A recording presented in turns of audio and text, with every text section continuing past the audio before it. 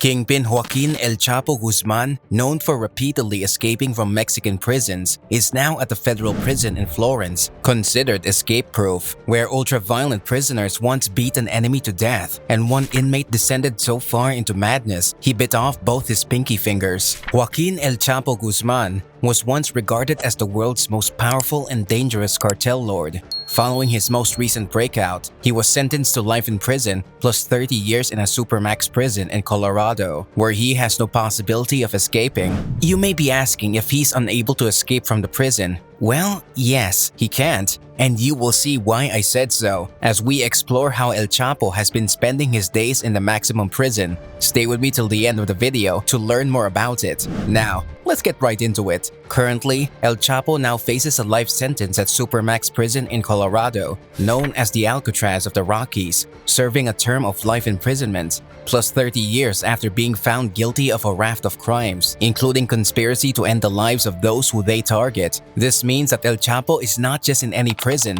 but in the custody of the Federal Bureau of Prisons at the United States Penitentiary Administrative Maximum Florence, which is located in Florence, Colorado, as said by the U.S. Bureau of Prisons. I've heard strange things about this prison. It's a high-security prison with about 375 inmates, and the prison has never had an escape since its inception in 1994. El Chapo escaped Puente Grande Prison in Jalisco, Mexico, by hiding in a laundry cart. Then he was recaptured in 2014, but while he was held in prison in the Mexican city of Altiplano, he still escaped. How? Well, Lopez testifies that El Chapo asked for a tunnel to be built directly into his cell. It was this mile-long tunnel, complete with electricity and ventilation, that El Chapo used to escape from prison in 2015 and recaptured in 2016. Now that he's in the maximum prison in Colorado, he has been spending his days in hell. This prison has been tagged Alcatraz of the Rockies, after the prison in the San Francisco Bay that held the gangster Al Capone in the 1930s and convicted assassin Robert Franklin Stroud, known as the Birdman of Alcatraz. Till now, it is regarded as the United States' most secure prison. Can you picture what the prison looks like? Just let me help you out with the description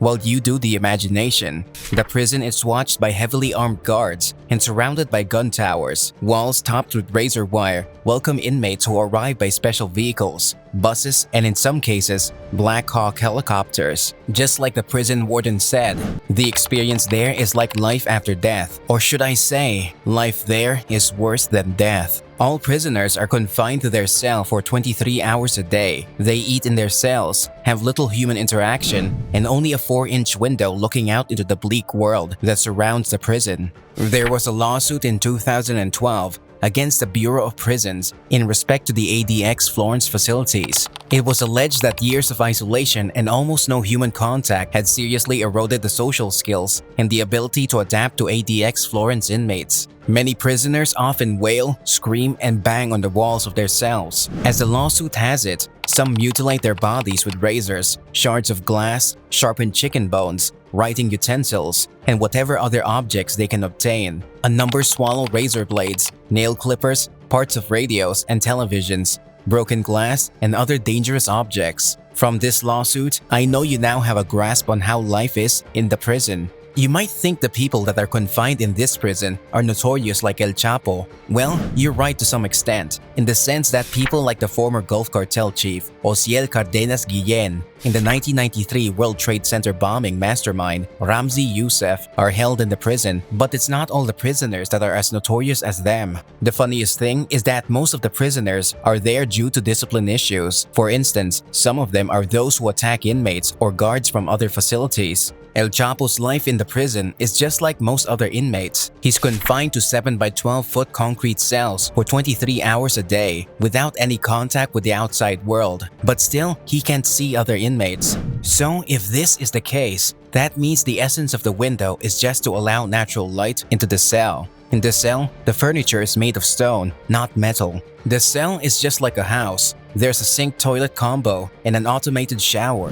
The bed is a concrete slab, adorned with a thin mattress and blankets. Small holes in the cell's double sliding doors allows meals to be slid in. When the prisoners are leaving their cell, they are shackled with leg irons, handcuffs, and stomach chains when they leave their cells, and they pass hundreds of cameras while in transit. This way of life in the prison, it is expected of El Chapo to be very concerned, and he has raised the concern through his lawyer, which is why he's filing for an appeal. His lawyer said the deprivation of sunlight and fresh air over an excessive 27-month period is causing psychological scarring. He's suffering many symptoms of distress as a result of this lengthy, unwarranted punishment. As if that was not enough, the lawyer added that the water pipes at the prison were so old that El Chapo could see and taste mold coming out of the water faucet. Lights on all night and noisy air conditioning made sleep at night virtually impossible. I agree with the lawyers that this is another form of torture and it's inhumane. Before he was transferred to Colorado, he faced similar treatment in the Metropolitan Correction Center, although that of Colorado is worse. Especially during the pandemic. I know that the pandemic had a huge impact on the world prison system, just like the Federal Bureau of Prisons, which temporarily suspended all visits and internal inmate movements to prevent the spread of the virus inside their penitentiaries. This affected El Chapo drastically, that he could only be visited in person by his attorney, and it became even worse after the COVID-19 pandemic. All his visits, both legally and socially, was completely cancelled. He was allowed 3 hours a week of outdoor exercise, which has also been suspended to reduce his contact with the guards. No doubt that this treatment has been hard on him, and it has affected El Chapo both emotionally and psychologically. But at the same time, El Chapo is known to be a ruthless and bloodthirsty leader, as many prosecutors call him. So, should everything he's currently passing through in the prison justify all that he has done in the past as a form of punishment, or does it exceed the punishment he was meant to receive? If we are to think in this light, you will agree with me that this is the best punishment he deserves.